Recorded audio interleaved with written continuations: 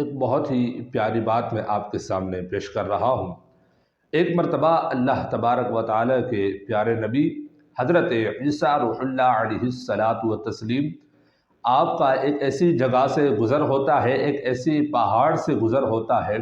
وہ پہاڑ نور والا ہوتا ہے، وہ چمک رہا ہوتا ہے۔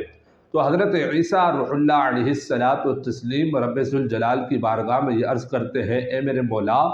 اس پہاڑ کو تو بولنے کی طاقت عطا فرما دے۔ تو اللہ تبارک و تعالی اپنے نبیوں کی دعاؤں کو رد نہیں فرماتا ہے، تو اس وجہ سے رب ذوالجلال نے حضرت عیسیٰ روح اللہ علیہ الصلاۃ والتسلیم کی اس دعا کو قبول فرمایا، تو پہاڑ کو بولنے کی طاقت عطا فرمائی۔ حضرت عیسیٰ روح اللہ علیہ الصلاۃ والتسلیم نے اس پہاڑ سے فرمایا کہ تم اتنے نور والے کیوں ہو، اتنے چمک کیوں رہے ہو، اس کی کیا وجہ ہے، اس کی کیا حکمت ہے؟ تو اس پہاڑ نے، اللہ تعالیٰ نے اس پہاڑ کو بولنے کی طاقت عطا فرمائی۔ تو اس پہاڑ نے یہ عرض کی، اے اللہ تبارک و تعالیٰ کے پیارے پیغمبر، میرے اندر ایک اللہ تبارک و تعالیٰ کا نیک بندہ موجود ہے جس کی وجہ سے میں چمک رہا ہوں، نور والا ہوں۔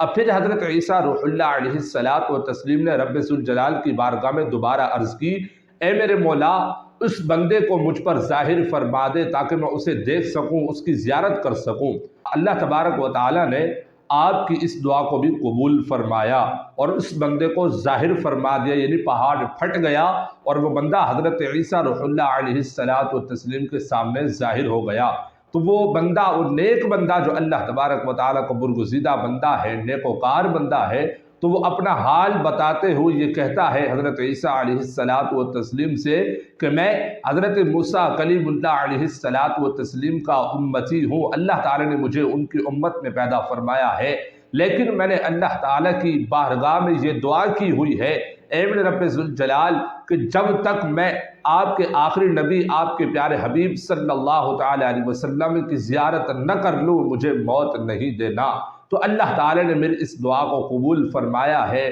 تو اس وجہ سے میں آج تک اس پہاڑ کے اندر موجود ہوں اور الحمدللہ اللہ تبارک و تعالیٰ کی عبادت میں مشغول ہوں۔ حضرت عیسیٰ روح اللہ علیہ الصلاۃ والتسلیم نے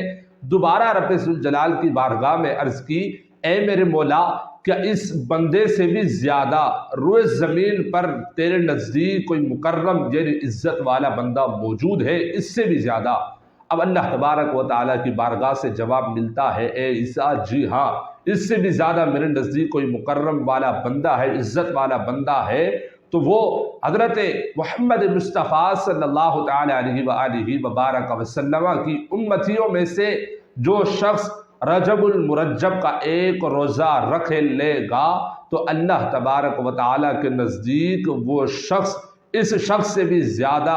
یعنی کہ مکرم والا بندہ ہے، عزت والا بندہ ہے۔ اللہ اکبر! آپ نے دیکھا کتنی پیاری بات میں نے آپ کے سامنے یہ پیش کی ہے، تو ہمیں بھی چاہیے، ہم بھی یہ نیت کرتے ہیں، رجب المرجب کی کئی فیوز و برکات ہیں، کئی شان ہے، کئی مقام و مرتبہ ہے،